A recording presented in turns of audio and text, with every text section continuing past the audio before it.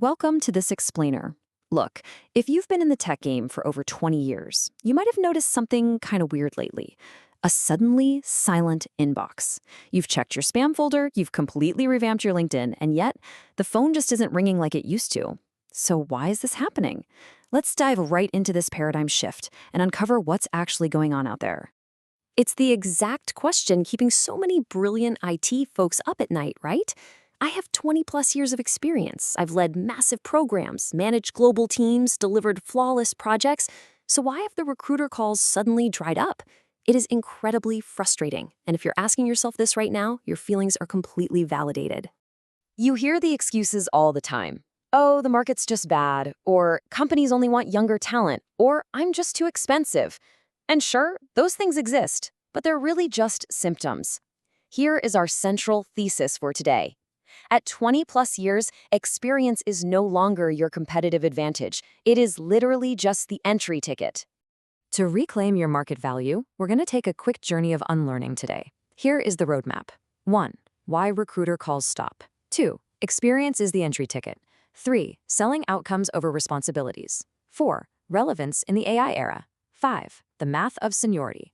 And finally, reclaiming your competitive advantage. All right, part 1, why recruiter calls stop. We're looking at symptoms versus reality here.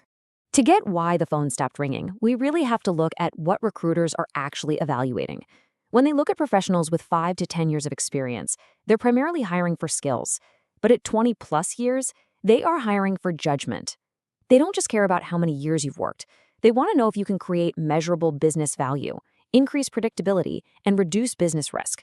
Basically, the longer your career gets, the less important what you've done becomes, and the more important what changed because of you becomes. Moving on to part 2, experience is just the entry ticket, the changing question. So, this is the classic question. Can this person do the job?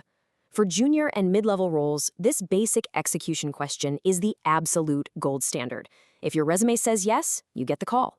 But 2 decades in, that question is practically irrelevant to a recruiter. Instead, the real ultimate question recruiters are asking senior talent is this: can this person solve business problems that others simply cannot? If your profile doesn't immediately answer that question, your years of experience just turn into another number on a piece of paper.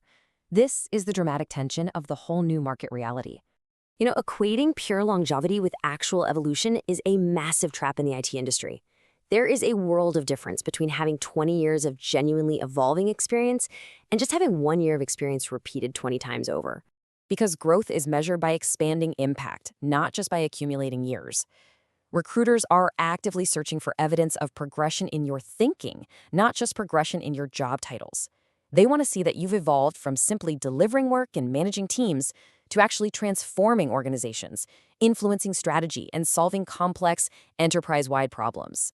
Which leads us to part 3, selling outcomes over responsibilities, proof of value.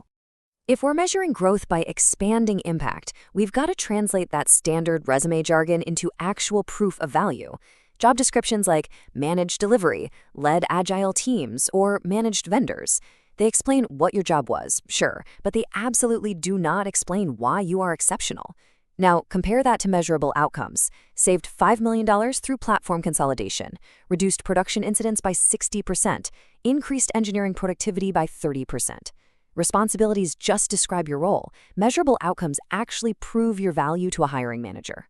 Beyond 20 years, companies expect systems thinkers, not task managers. Organizations expect you to connect the dots between business strategy, customer value, tech, data, finance, security, and operations. The ability to optimize an entire system is profoundly more valuable than just optimizing one single project. Experience only becomes valuable when it improves decision quality and reduces uncertainty for the business. All right, part 4, relevance in the AI era, the shelf life of experience. Look, experience definitely has a shelf life if it doesn't evolve. And right now, artificial intelligence is reshaping almost every role in IT. Recruiters aren't asking, how much do you know? They're asking, how relevant is your knowledge today? True AI-era seniority means shifting from theoretical awareness to practical integration. It means actually using AI to improve business outcomes and productivity. Organizations are desperate for leaders who can answer incredibly practical questions. Where should AI actually create value? How should we integrate it into our existing workflows? How in the world do we govern it responsibly?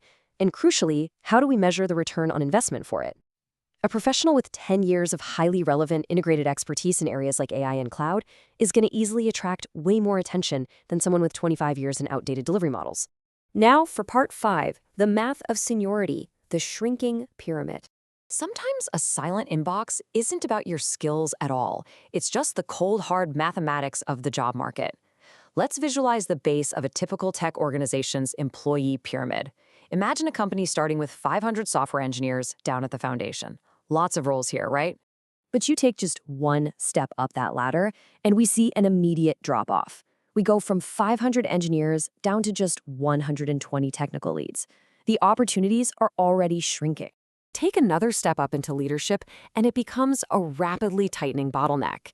Now we're looking at only 40 engineering managers. And up at the absolute pinnacle, there is exactly one CTO. So the crucial point is this: the higher you climb, the narrower the pyramid gets.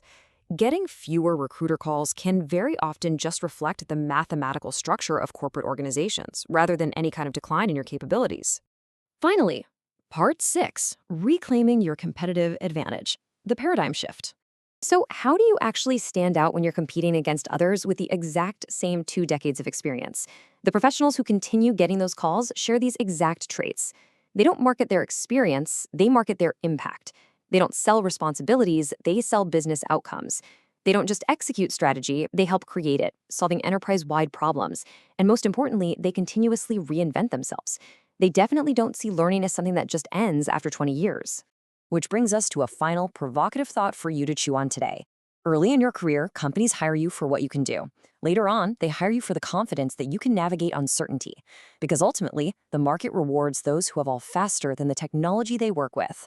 So ask yourself, if 2 professionals have similar experience, why should a company choose you? Differentiate yourself through relevant, measurable impact, and I promise you, those recruiter calls will absolutely return.